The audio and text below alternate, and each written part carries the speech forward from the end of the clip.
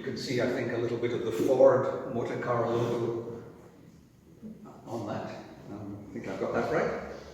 And so, very nice to be here with you all. Welcome, everyone. I won't hold up proceedings too long. I'll just say a few words about Alex Hamilton and the wonderful works on display here today. Collectively, they go under the intriguing name of Faint Recollections, We Lived There. Individually, they are plump with complexity and multi-layered fictions, born of both imaginary and lived experience. They tackle everything from the digital futurism of long-termism to the effective altruism of billionaires like Musk, Bezos, and Zuckerberg. As artworks, in equal parts seductive and intelligent in a crowded marketplace, they are all of museum quality and highly collectible for individuals and institutions alike. Alex is a truly international artist, and as James just said, exhibited Tate Britain, Vienna Kunsthalle, Art Basel, Art Rotterdam, Art Chicago, and frequently at Drawing Now Paris. His work's been collected by Saatchi, Victoria and Albert Museum, National Gallery of Australia, and numerous private collections in Australia, Scotland, France, Germany, the USA, and the UK.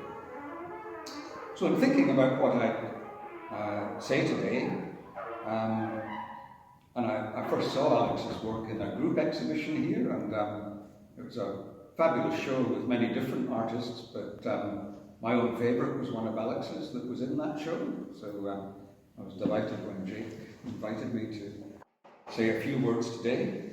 So I'll concentrate briefly on just one work, and through that attempt to channel the spirit of the whole exhibition.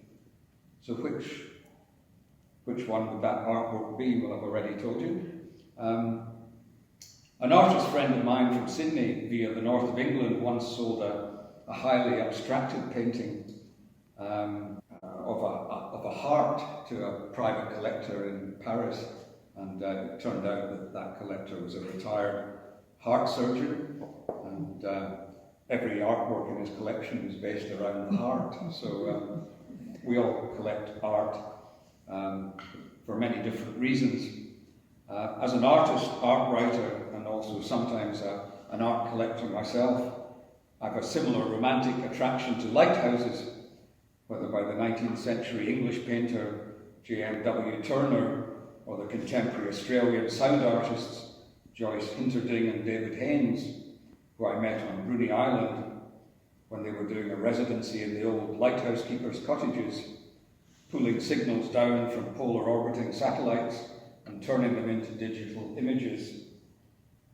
And so the lens through which I decided to view Alex's entire show is the one called, this one here, called The Lighthouse Invites the Wandering Sea of Fog. I once worked as a lighthouse keeper on 3 uninhabited islands off the west coast of Scotland and wrote a book about it called Stargazing, Memoirs of a Young Lighthouse Keeper. And it was in 1973. I was a 20-year-old hippie art student on an extended summer job. It was the year of the Watergate hearings, and the war in Vietnam still raged. But the biggest danger we faced, as did the ships at sea, was that wandering sea of fog, as Alex calls it in his wonderfully titled painting. And the painful blast of a foghorn at close range is something you'll never forget if you ever hear it. So this work, in all its beauty and complexity, Terrible Beauty is Born, also deals with the closure of the Ford factory in Geelong and all the hardships that brought to the local community. I lived in Geelong for over a decade, so I have more than faint recollections that I lived there, between extended periods in Tasmania, Melbourne and Sydney. I saw firsthand the social problems such economic rationalism can create, especially when there is no environmentally friendly Plan B. And if you look closely at the canvas, you can see the Ford logo in the paint surface. I attended a panel discussion at Mars Gallery last week in Windsor on art collecting, and one thing we all agreed on was, whenever possible, try to return a second or a third time to view any art exhibition. the artwork wouldn't have changed, but your perception of it will have. I remember the first time I saw a Willem de Kooning museum exhibition, I was really disappointed. I'd seen his work in reproduction, and I was left a bit flat by the exhibition, which I think was at the Hayward Gallery in London. And not long afterwards it went to Paris, and I was there, and I went again, and it was one of the greatest experiences I've had. And, the paintings hadn't changed.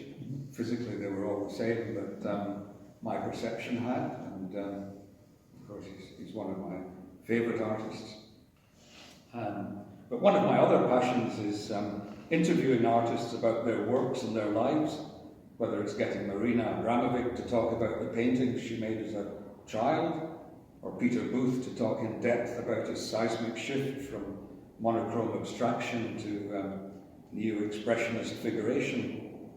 I like to hear the artist's own words, and for this reason I'll conclude this short introduction with Alex's own description of the lighthouse invites the wandering sea of fog. And rather than ask Alex to say anything himself, I'd urge you to find your own favourite work here and corner Alex later, if you haven't done so already, and get him to give you the inside story of your favourite piece here, the personal vision. So the title and composition of this work, Alex reveals, parallel Caspar David Friedrich's Wanderer Above a Sea of Fog, and Malcolm Lowry's poem, The Lighthouse Invites the Storm, transforms the vacant Geelong Ford work site, inferring changing environments can be seen as styles of thought. Frames made from recycled perspex, with music scores I dreamt inscribed on the side. So look at the right-hand panel of most of the artworks and you'll see the musical notations there. So again, you maybe don't notice that on the first visit or even the second, so artworks like these grow on you over time.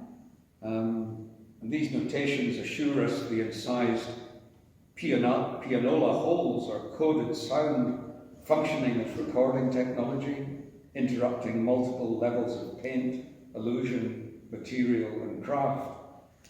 This work foregrounds how so-called transparent screens are potential invitations to consider dimensions we can't access, questioning in what way viewers exist without viewing something. So congratulations, Alex, and to Jacob, for one of the most memorable shows of 2023. Thank you.